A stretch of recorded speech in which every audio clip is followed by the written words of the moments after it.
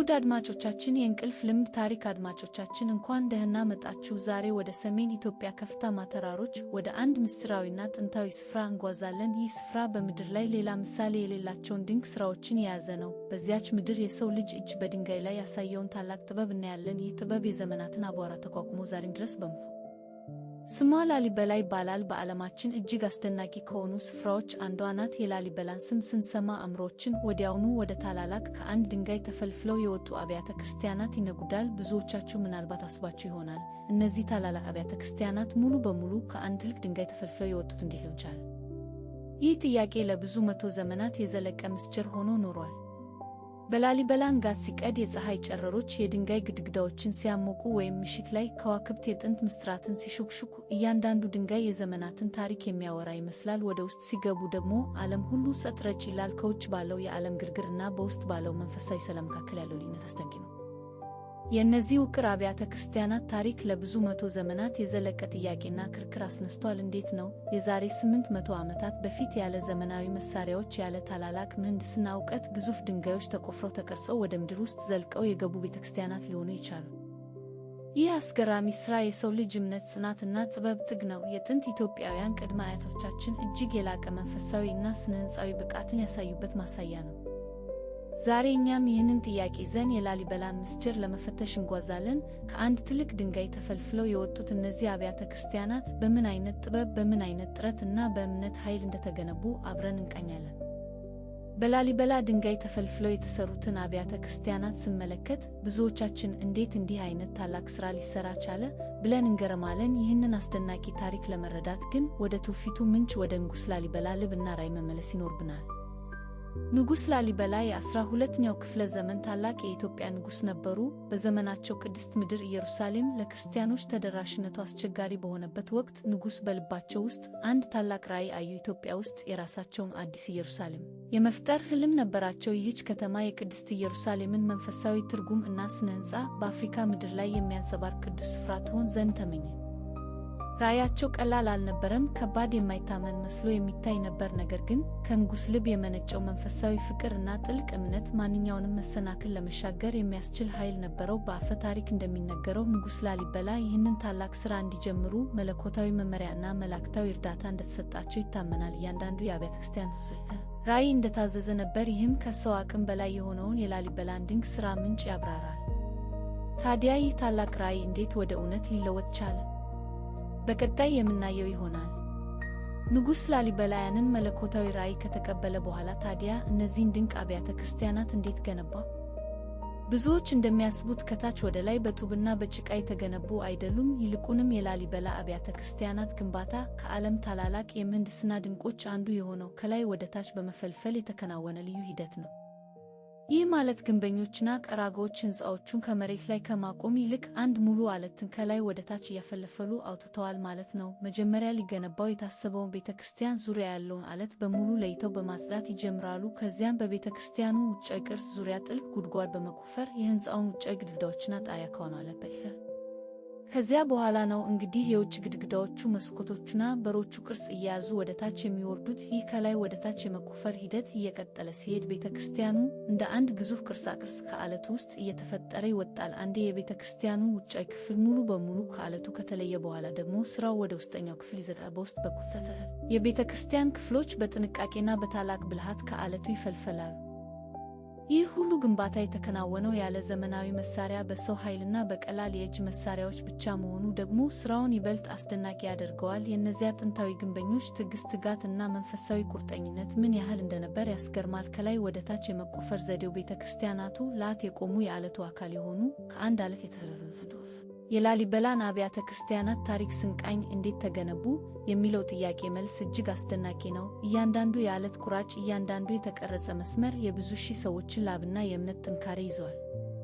ውጪው በታላቅ ጥረት ተፈልፍሎ ቅርጽ ከያዘ በኋላ የካህናቱና የሠራተኞቹ ትኩረት ወደ አብያተ ክርስቲያናቱ ውስጣዊ ክፍል ተሸጋገረ። አሁን ደግሞ ከጥሬው ድንጋይ ውስጥ የቅዱሳን ቤተ መቅደስ ነፍስ መገለጥ ጀመረች። ይህ ሥራ ደግሞ ከውጭ ፍልፍል የላቀ ትዕግሥትና ጥበባዊ ብቃት የሚጠይቅ ነበር። በዚህ የውስጥ ክፍል ሥራ እያንዳንዱ አምድ፣ እያንዳንዱ ቅስት፣ እያንዳንዱ መስኮት በታላቅ ጥንቃቄና ዝርዝር ፍቅር ተቀርጾ ውበት ተሰጠው። የውስጥ ክፍሎቹ ለጸሎትና ለአምልኮ ምቹ እንዲሆኑ የጣሪያው ከፍታ፣ የብርሃን ዘልቆ መግባት፣ የድምፅ አስተጋቦት ሳይቀር በጥልቀት ታስቦበት ነበር። የመስቀል ቅርጾች፣ የቅዱሳን ምስሎች እንዲሁም የጥንት ጽሑፎችና የተቀደሱ ምልክቶች በድንጋይ የዘመኑን ጥልቅ መንፈሳዊነትና የኪነ ጥበብ ደረጃ ያሳያሉ።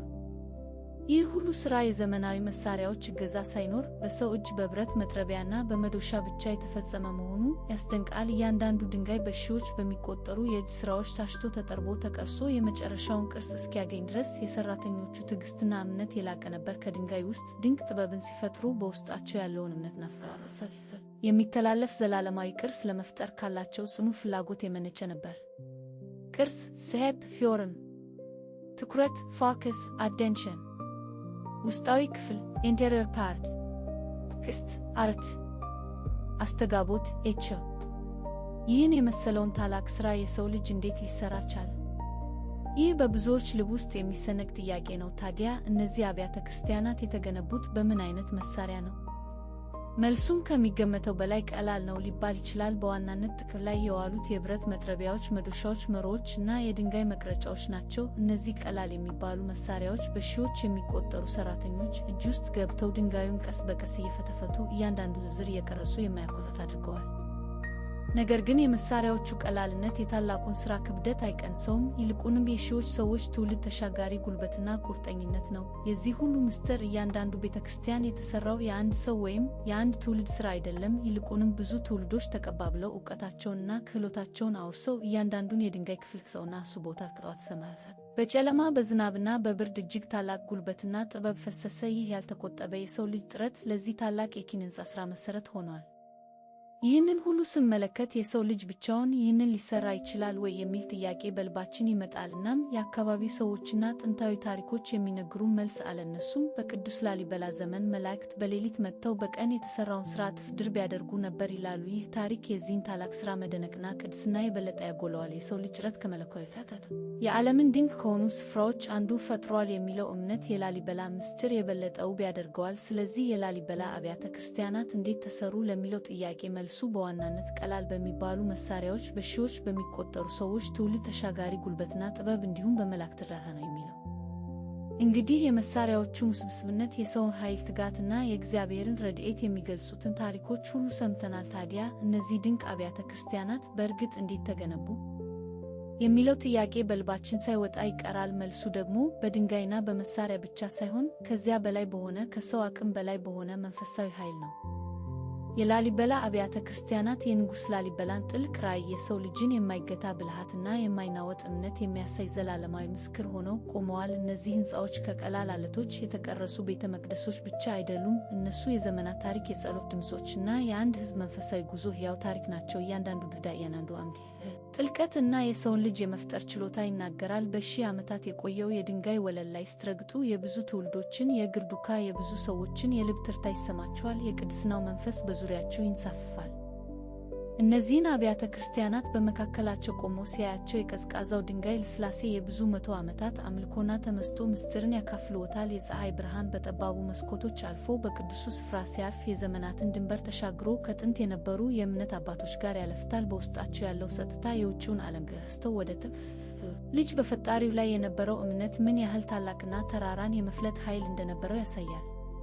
ታዲያ ላሊበላ እንዴት ተገነባ የሚለው ጥያቄ መልሱ ግልጽ ነው። በእምነት ተገነባ፣ በጽናት ተገነባ፣ በራዕይ ተገነባ፣ እናም በሰውና በመላእክት የጋራ ጥረት ተገነባ። የላሊበላ አብያተ ክርስቲያናት ለአገራችን ኢትዮጵያ ብቻ ሳይሆን ለመላው ዓለም የሰው ልጅ መንፈስ የማይበገር መሆኑን፣ በእምነትና በቁርጠኝነት የማይቻለውን ነገር ማከናወን እንደሚችል የሚያሳይ ታላቅ ትምህርት ነው። እነዚህ ድንቅ ሥራዎች ለፍልህ ሕዝብ ብልሃትና እምነት የዘላለም ፋና ሆነው ይቀጥላሉ።